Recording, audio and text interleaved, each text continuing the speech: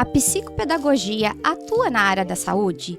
Como entender juridicamente todo esse processo? Fique aqui com a gente.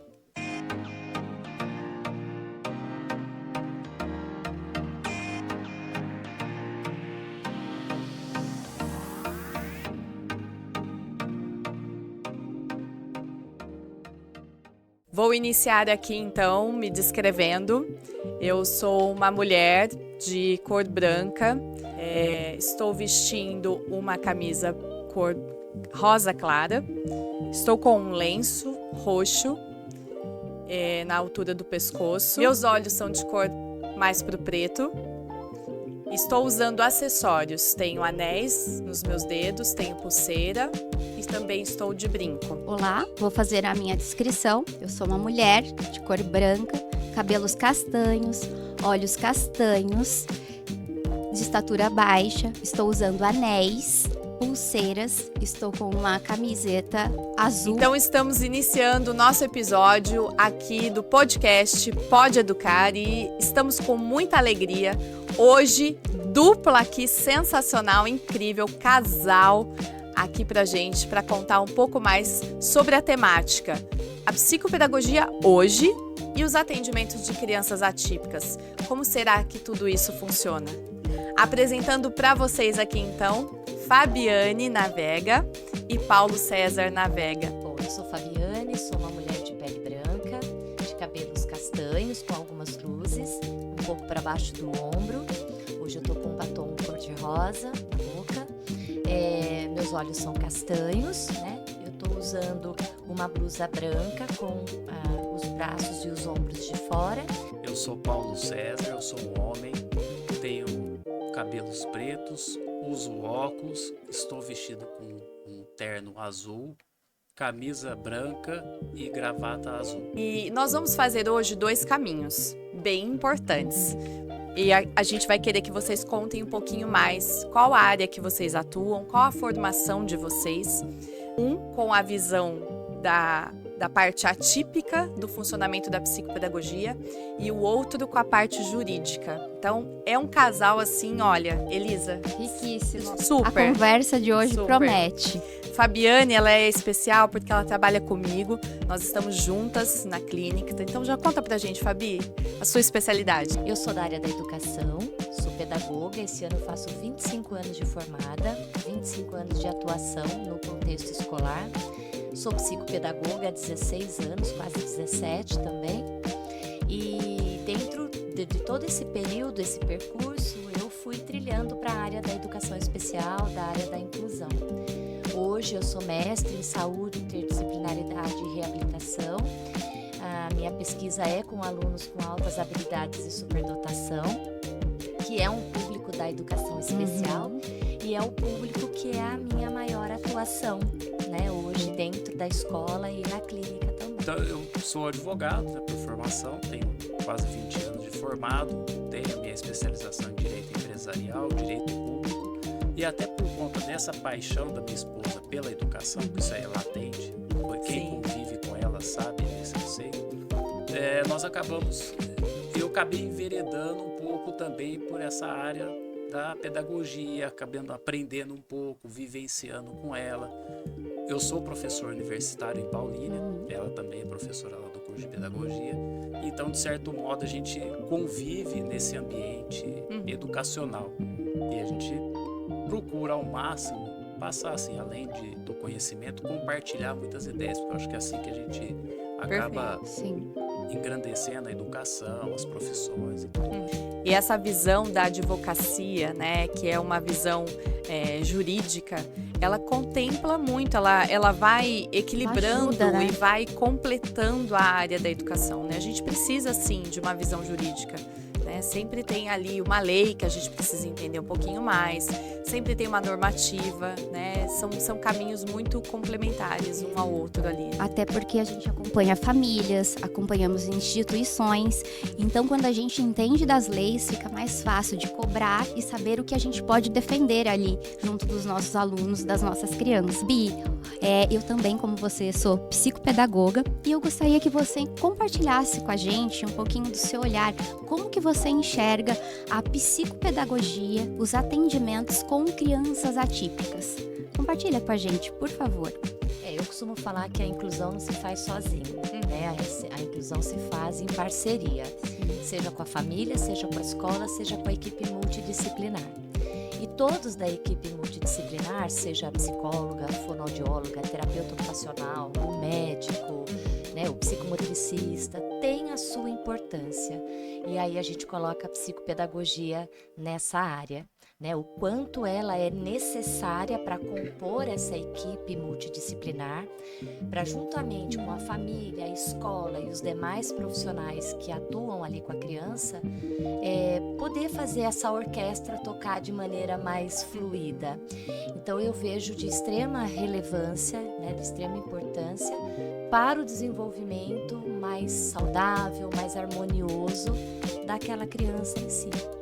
Então, é uma parceria, é uma inclusão que se faz aí mutuamente. A gente sabe que a demanda está cada vez mais alta em salas de aula, nos nossos atendimentos. Então, é crucial o atendimento psicopedagógico. Olhando tanto para os aspectos comportamentais como para os aspectos pedagógicos também, né? Sim. Porque a criança, ela é um todo. Então, eu acho que é uma área aí importantíssima para o desenvolvimento infantil, para o desenvolvimento do ser humano, porque a psicopedagogia também não é só da área da infância, né? Mas é de extrema importância, assim, para o desenvolvimento como um todo. E vem crescendo cada vez mais, né? A gente, anteriormente, alguns anos atrás, a gente quase não escutava uma criança que estava fazendo atendimento com uma psicopedagoga.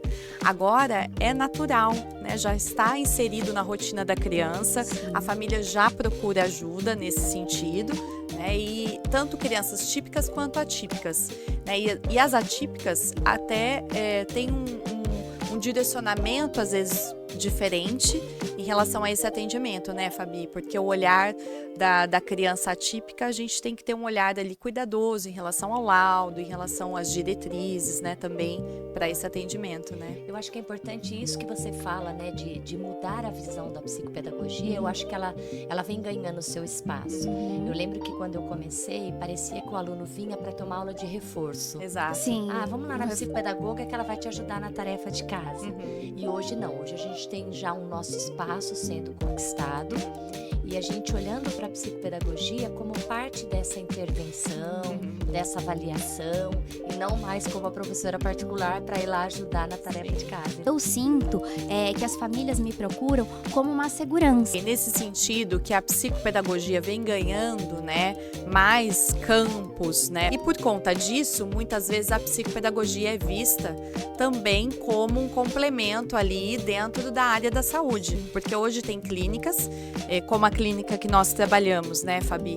Ela tem ali um atendimento para autistas, fundamentada, lógico, em aba, psicologia que atende isso, e tem a psicopedagogia que está lá dentro, né? E as pessoas acabam confundindo um pouquinho essa questão da psicopedagogia e está muito polêmica essa questão, e a gente vai puxar um pouco agora para o Paulo, que ele vai falar para a gente o seguinte: Paulo, está realmente polêmica essa questão? A psicopedagogia, ela faz parte da área da saúde? Sim ou não? Vamos já sacudir. Porque a gente gosta de polêmica. Aqui a gente gosta muito de polêmica. A psicopedagogia não era nem reconhecida ainda como Exato. profissão. Sim. Então, existe um projeto de lei que está tramitando e que lá reconhece a psicopedagogia como profissão e lá, inclusive, faz as divisões da área educacional e da área clínica e, inclusive, contempla hospitais.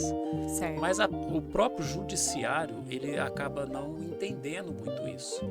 Porque quando a gente vai falar de atendimento de crianças atípicas e que, às vezes, o médico, propriamente dito, determina que tem que ter um atendimento psicopedagógico, as famílias, não raras vezes, enfrentam essa polêmica em relação aos planos de saúde. Porque o plano de saúde argumenta que a psicopedagogia ela é educacional, logo o plano de saúde não contempla esse atendimento que não está dentro do escopo da saúde. Então as famílias também acabam enfrentando esse desafio também em relação ao plano de saúde. Sim. Ciente que a criança precisa do atendimento psicopedagógico, às vezes, tanto clínico quanto educacional, e acaba enfrentando essa batalha jurídica e o judiciário também acaba, cada hora, decidindo de um modo, porque é o que a gente sempre fala, né? A despeito da gente querer conhecer as leis, eu sou um advogado que procuro sempre tentar resolver as coisas no diálogo. Esse papel do diálogo, do psicopedagogo com a família, essa questão multidisciplinar é fundamental.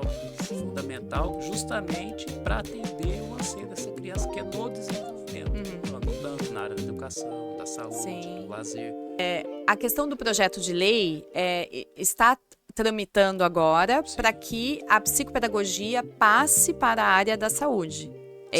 Então é um processo, isso, é isso para acontecer. O que é essa lei exatamente? O que ela vai modificar em relação aos atendimentos da psicopedagogia? Só a questão do convênio para que ele cubra ou não? É uma regularização efetiva dessa prática? Na verdade, esse projeto de lei ele vem disciplinar a psicopedagogia e ele está disciplinando aonde a psicopedagogia caminha. Porque assim, ele tramita o projeto de lei, aí tem um relator. Esse relator acabou de fazendo o relatório dele, dando provimento à tramitação, à continuidade da tramitação dessa lei. Sim. E lá no artigo 5º e 6º ele fala: a psicopedagogia tem que atendimento na educação e elenco que vai fazer na educação. Tá. Aí no artigo seguinte, na questão clínica e hospitalar. Então ele está meio que desenhando o caminho que a psicopedagogia vai tramitar, porque hoje, vamos dizer, ela caminha nas duas áreas, mas não tem nada que de fato regulamente. Eu queria só complementar com uma coisa que eu acho importante, que eu acho que assim, a primeira coisa é reconhecer como uma profissão, né, como uma área importante. Depois que isso for aprovado, que tiver tudo, né, acho que sancionado como lei, não sei como é que vai ser feito isso, aí vem órgãos que vão reger isso, que são os conselhos. Por exemplo, a psicologia tem o Conselho Federal e o Conselho Regional de Psicologia. Perfeito. Né? A Fono, a mesma coisa. Então, a gente espera que isso venha acontecer com a área da psicopedagogia, que daí sim temos uma lei reconhecendo, classe, né? E aí nós vamos ter um conselho específico que vai fazer todo o direcionamento. Né? Então, muitas coisas acho que tem por vir ainda. Ontem mesmo eu estava conversando com uma família, com uma mãe, porque eu estou acompanhando um aluno com muitas dificuldades na instituição e ele tem outros profissionais que acompanham. Só que a escola não está tão aberta a receber as orientações desses profissionais. E ontem mesmo a gente estava questionando sobre a lei, né? Então, a escola não preparou o PEI, que é o projeto individualizado. Então, essa família, até que ponto ela pode cobrar? Até que ponto nós, profissionais, podemos cobrar? Então, quando a gente tem esse entendimento, nos traz segurança para sentar junto com a direção, a coordenação e dizer, olha, esse é o meu olhar, meu conhecimento técnico, avaliando todas as emoções da criança, e esse é o olhar do profissional, do Dr. Paulo, do advogado, que traz junto com as leis, né? Então, a gente fica mais forte. Fabi, conta um pouco pra gente, né, pra gente aquecer até essa parte das altas habilidades, até pro nosso público que não conhece o que é altas habilidades, porque a gente conhece muito o que necessita de ajuda, a dificuldade, o aluno que não consegue, que não alcança, mas e aquele que tá já lá disparado, né? Como que funciona isso? Então, a gente não produz superdotado, a gente não cria um aluno, um filho superdotado. É uma questão genética, é uma questão hereditária e é uma criança que tem um funcionamento diferente. Então, o processamento dela é diferente, a memória dela é diferente, o nível de profundidade que ela quer saber das coisas é diferente, ela passa pelos marcos do desenvolvimento de maneira muito precoce. Então, são crianças que vão tendo um desenvolvimento ao longo da vida de maneira diferenciada.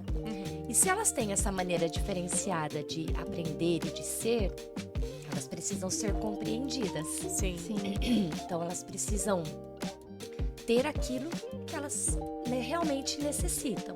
Então, a escola acaba sendo o maior desafio para essas crianças, Porque o nosso sistema de educação, ele meio que quer colocar todo mundo dentro de um padrão e todo mundo seguir aquele ritmo, aquela metodologia. E o superdotado acaba não se encaixando nisso, porque ele tem um ritmo, uma intensidade totalmente diferente. Muitas vezes ele quer caminhar sozinho, ele quer pensar de forma diferente. Às vezes ele já mergulhou naquele conhecimento, ele já sabe o que está sendo discutido na sala de aula. Então a psicopedagogia também tem que olhar para esse aluno. No objetivo de ir para a escola e fazer orientações para professor e para a equipe pedagógica, como na forma de olhar para essa criança também. Sim. Porque essa criança ela pode ter muitas forças e potencialidades em algumas áreas, mas ter algumas dificuldades e desafios em outras áreas. Sim. Então eu posso ter uma criança muito boa em matemática, mas com dificuldade na interpretação, né, de textos. Então a gente precisa olhar para todos esses nuances. Nenhum superdotado é igual ao outro, não existe padrão, né? Superdotado não são aquelas crianças que a gente vê na televisão somente. E não né? só cálculos, né, Fabi? Isso. Porque às vezes a gente tem um pouquinho essa impressão, quando puxa altas habilidades, fala, mas ele é excelente em cálculos, faz aquelas equações gigantescas, né? É um pouco esse estereótipo que se criou, né? Que a gente quer quebrar, né? Que às vezes a gente vai assistir um programa de televisão e a gente acaba vendo lá, né? Super, né? Então, não é só isso. Lógico, temos os que são muito bons em cálculos, que fazem cálculos mentais rapidamente. Sim, nós temos. Mas nós temos também aqueles que são mais artísticos, que são mais da área psicomotora, e que às vezes vão ter dificuldade na matemática e em português. Sim. Então, é um universo muito amplo, muito amplo mesmo, para a gente entender e ir quebrando, desconstruindo essas ideias que às vezes impede o professor ou a família de reconhecer um potencial que está ali. E como que a família consegue reconhecer, Fabi? Porque Acho que uma das principais características é a precocidade. Então, geralmente essas crianças falam antes da hora, apresentam um vocabulário muito elaborado, apresentam interesses por assuntos muito precocemente. Não necessariamente se alfabetizam antes da hora, mas muitas podem ter acontecer isso. São crianças que têm muito interesse por alguns assuntos e que você fala, nossa, mas não é da faixa etária, né? Não é para estar aprendendo isso agora.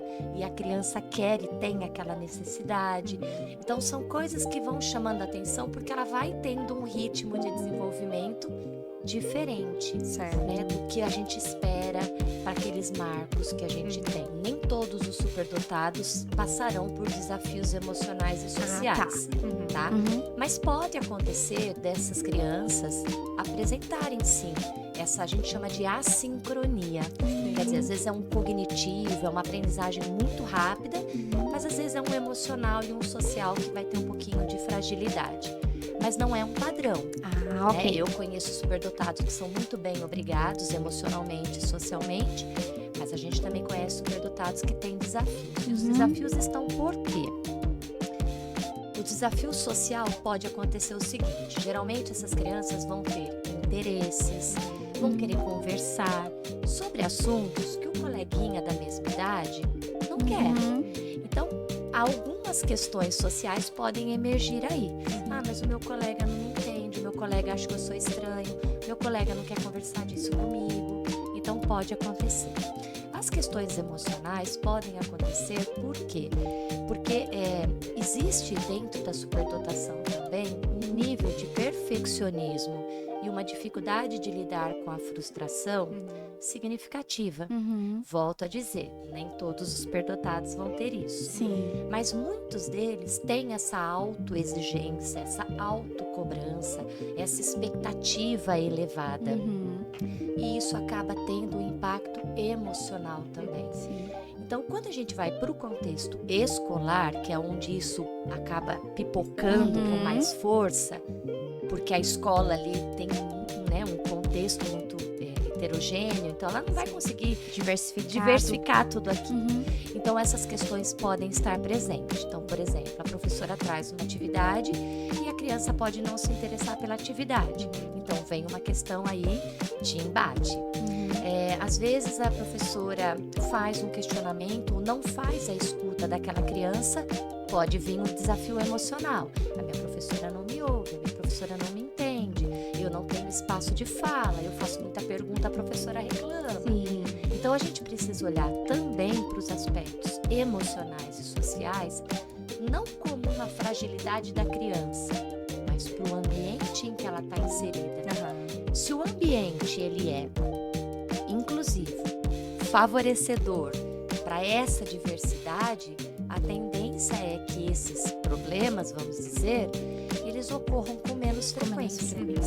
Então, assim, pode acontecer? Pode. É em todo superdotado? Não.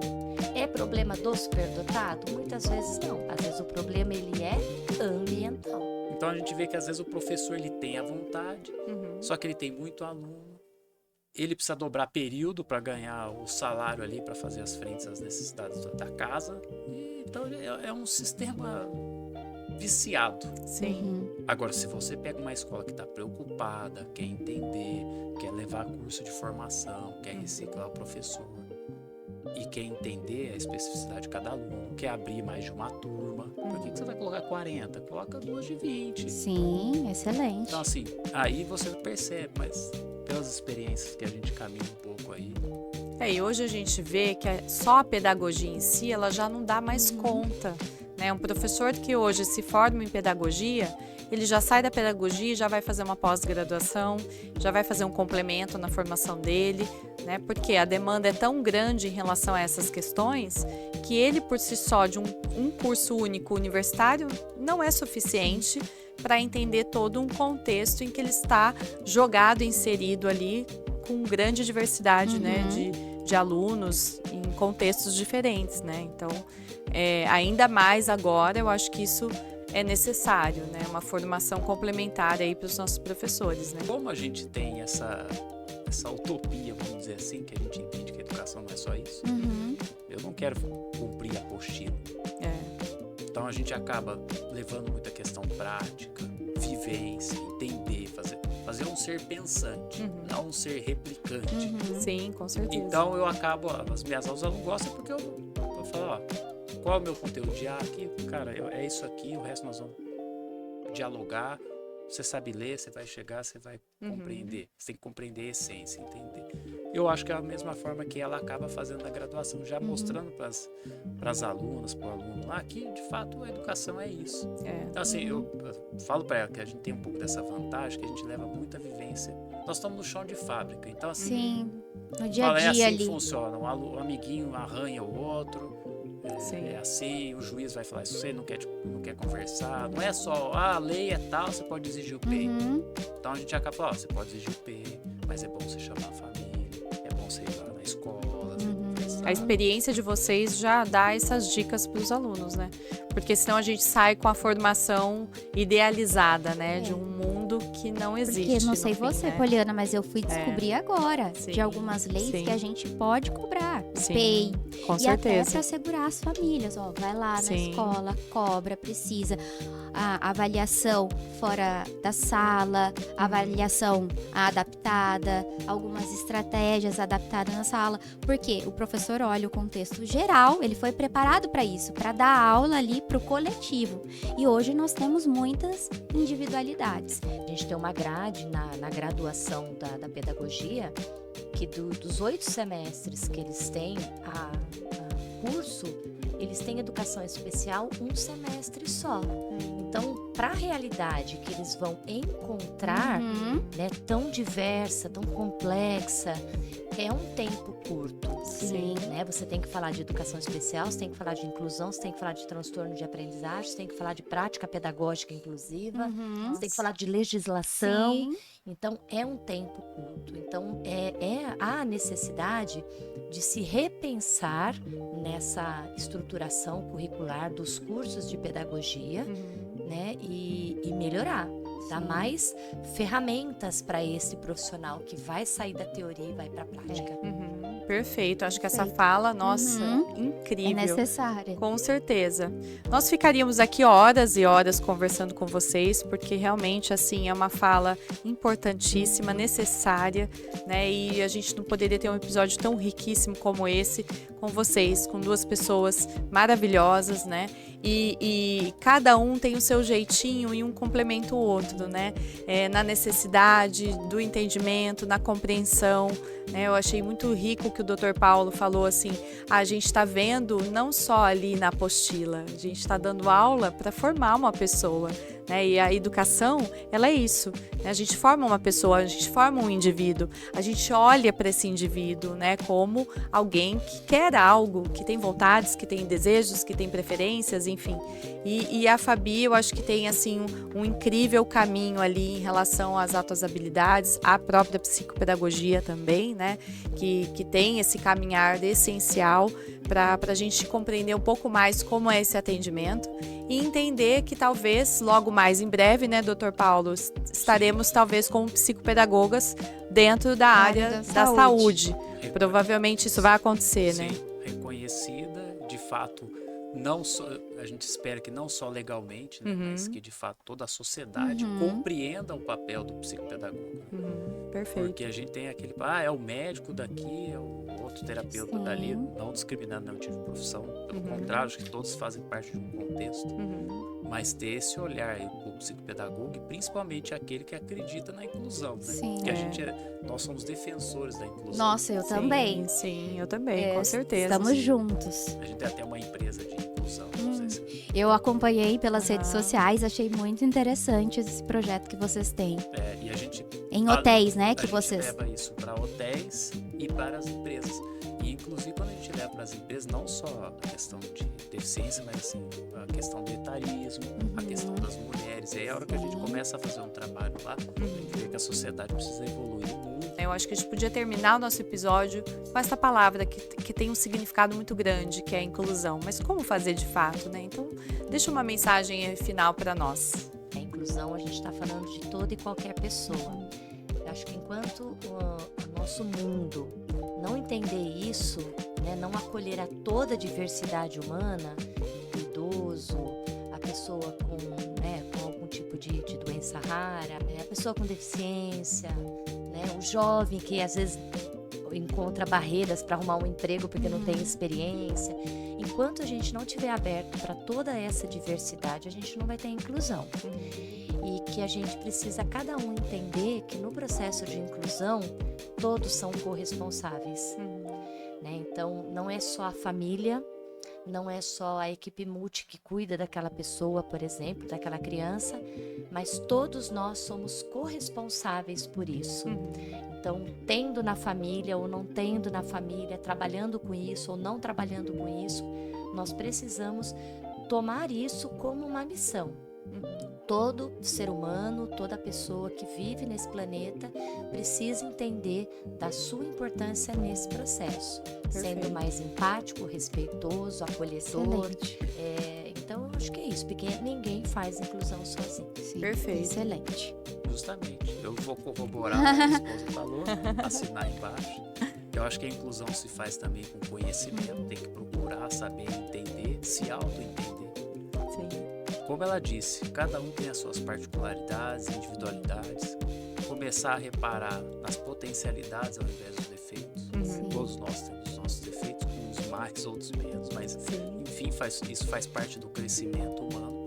E procurar ser empático e com um diálogo entender e fazer de fato o que todos, né, nós estamos aqui no mundo por acaso, acho que todo mundo tem que saber conviver um com o outro. Agradecer aqui esse espaço, a gente fica à disposição de vir mais vezes. Que bom. Que o pessoal assista, espero que Com gostem, assistam certeza. mais. Sim. Episódio E riquíssimo. vamos dar as redes sociais, vocês podem falar favor. para nós a rede social de vocês, pra gente colocar aqui também? Posso, vou deixar a minha e a da empresa que a gente falou, né? O meu é Fabi _navega.psicopedagoga. Ali eu trago muitas coisas sobre altas habilidades para educação, né? E essas questões. E a Gevan _CT, que é a nossa empresa de diversidade e inclusão, que a gente atua em hotéis, empresas, mundo corporativo, porque a gente entende que a inclusão é em todos os espaços, não só na escola. Sim. Muito E tem a obrigada. rede também, doutor? Não? Sim, eu tenho uma rede social que é aberta, né, justamente para compartilhar isso, que é opaulo.navega. E lá tem as questões jurídicas, às vezes algum processo ou outro que tem uma certa relevância educacional ou não, Certo. contra plano de saúde, por conta de negativa. E Uau. estamos bom. aí E aí abertos para o que precisar, à uma disposição. Como a gente é professor, a gente gosta de sempre estar conversando, porque é no diálogo que a gente vai sempre aprender. A Parabéns. gente trouxe uma lembrança para vocês, tá bom? Para que vocês levem lá para casa de vocês, Carinho que nosso. deixem lá para lembrar da gente. Ah, com certeza. E agradecer, né, o sentimento de gratidão também aqui, para que vocês levem, né, essa gratidão nossa, porque dedicaram um tempo aqui conosco, estiveram aqui conhecimento profundo, né, sobre os assuntos. Então, muito obrigada mesmo, né, Elisa? A gente E agradece sim, super. E levem também a nossa admiração pela união de vocês, parceria aí no profissional e na vida pessoal. Muito obrigada. Conversas leves, importantes, informativas e oportunidade dos profissionais estarem aqui levando para vocês mais informações. Até a próxima. Obrigada, Tchau, tchau.